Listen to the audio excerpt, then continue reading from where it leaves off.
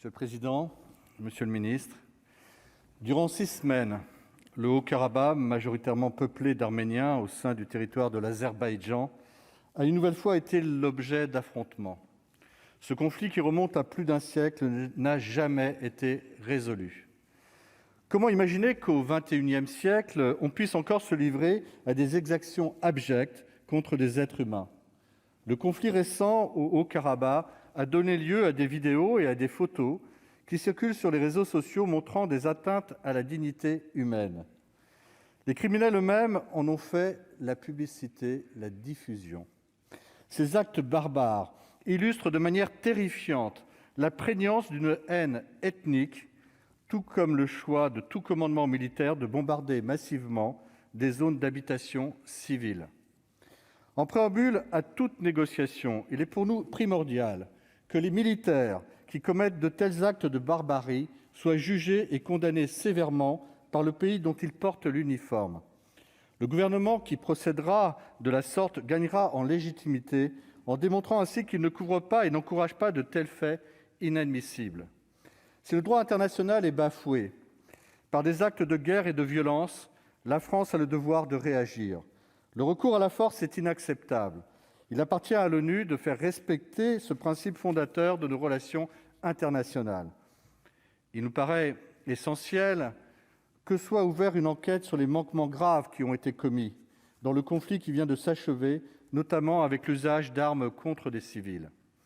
De même, le patrimoine historique et religieux qui a été détruit, pillé et profané doit conduire à la condamnation des auteurs de ces actes inacceptables.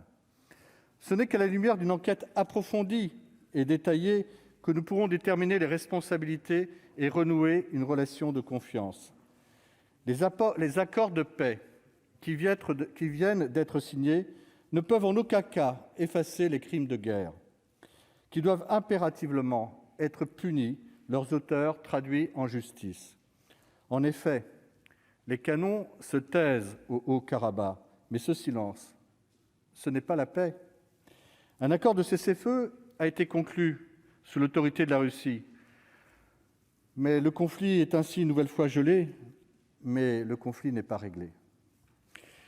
Aussi, la proposition de résolution que nous examinons aujourd'hui vise notamment à inviter le gouvernement français à reconnaître la République du Haut-Karabakh. Alors, on peut s'interroger. La France est coprésidente du groupe de Minsk, aux côtés de la Russie et des États-Unis. Cette fonction de médiation n'implique-t-elle pas une recherche de solutions sans prendre parti ? N'est-il pas essentiel que notre pays conserve une position d'impartialité ? Dans cette affaire comme dans les autres, ne vaut-il pas mieux éviter d'agir unilatéralement ? Ne faut-il pas au contraire promouvoir la négociation et le multilatéralisme? C'est la position que la France a soutenue jusqu'à présent. Ce n'est cependant pas la position défendue par tous les acteurs. À cet égard, l'intervention unilatérale décidée par le président Erdogan n'a surpris personne. Nous avons déjà vu cela en Méditerranée orientale, au Levant et à présent dans le Caucase. La France peut-elle faire ce qu'elle reproche au président Erdogan, c'est-à-dire agir unilatéralement? En même temps, comment rester neutre lorsqu'une guerre s'est déroulée 45 jours sans mobilisation de la communauté internationale? À cet égard, il nous semble indispensable que le respect du cessez-le-feu soit contrôlé par les Nations unies. Il est également essentiel que le retour des populations déplacées par les combats puisse se faire en toute sécurité. Seul un contrôle international peut le permettre. La crise du Haut-Karabakh témoigne aussi du changement actuellement à l'œuvre dans les relations entre les États. Nous avons en effet connu ces dernières années beaucoup de remises en cause de l'ordre international, mis à mal par le président Trump et par d'autres États autoritaires. Le multilatéralisme est en train de s'affaiblir. La France et ses alliés doivent continuer à défendre ce modèle parce qu'il constitue la seule alternative à la loi du plus fort. Jusqu'ici, nos réactions aux coups de force menés par certains pays ne les ont pas arrêtés dans leurs intentions et dans leurs actes.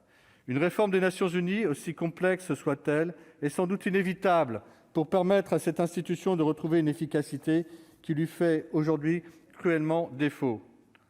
En parallèle et sans attendre, la France et ses partenaires européens doivent se donner les moyens d'agir autrement que par la seule indignation, et c'est bien là le sens de cette résolution. Merci. Merci, mon cher collègue.